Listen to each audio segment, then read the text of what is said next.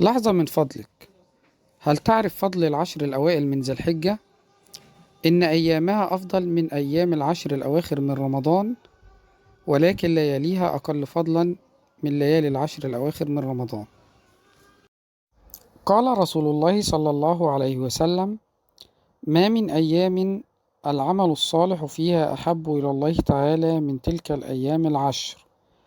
قالوا: ولا الجهاد في سبيل الله يا رسول الله؟ قال: ولا الجهاد في سبيل الله إلا رجل خرج بنفسه وماله ثم لم يرجع من ذلك بشيء. كيف نفوز في هذه الأيام العشر؟ أولا، الصلاة.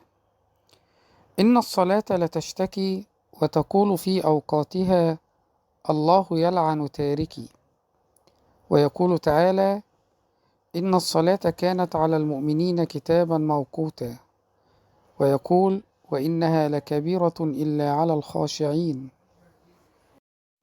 ويقول النبي صلى الله عليه وسلم: أول ما يحاسب عليه العبد يوم القيامة الصلاة، فإن صلحت صلح وسائر عمله، وإن فسدت فسد وسائر عمله. ويسأل العاصين فيقال لهم: ما سلككم في سقر، أي نار سقر؟ قالوا: لم نكن من المصلين. ثانيا، الصيام. يقول النبي صلى الله عليه وسلم: من صام يوما في سبيل الله باعد الله وجهه عن النار 70 خريفا.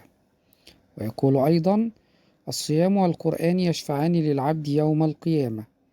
يقول الصيام: أي ربي منعته الطعام والشراب بالنهار فشفعني فيه. يقول النبي صلى الله عليه وسلم: اقرأوا القرآن فإنه يأتي يوم القيامة شفيعا لأصحابه. ويقول: من قرأ حرفا من كتاب الله فله بكل حرف حسنة، والحسنة بعشر أمثالها. لا أقول ألف لام ميم حرف، ولكن ألف حرف ولام حرف وميم حرف.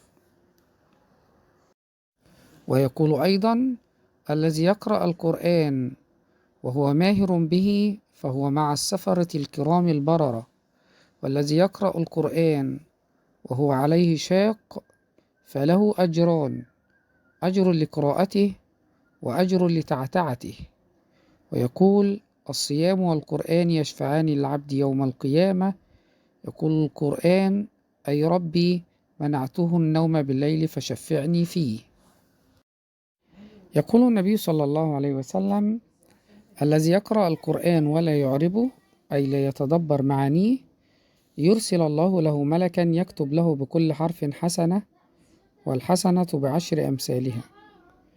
والذي يقرأ القرآن ويعرب بعضه يرسل الله له ملكان يكتبان له بكل حرف حسنة، والحسنة بعشر أمثالها. والذي يقرأ القرآن ويعربه يرسل الله له 4 ملائكة يكتبون له بكل حرف حسنة، والحسنة ب70. الصدقة. يقول تعالى: مثل الذين ينفقون أموالهم في سبيل الله كمثل حبة أنبتت 7 سنابل في كل سنبلة 100 حبة، والله يضاعف لمن يشاء، والله واسع عليم.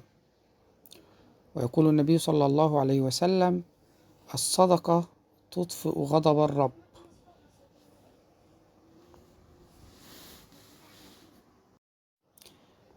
ومن 7 الذين يظلهم الله في ظله يوم لا ظل إلا ظله: رجل تصدق بصدقة فأخفاها حتى لا تعلم شماله بما صنعت يمينه.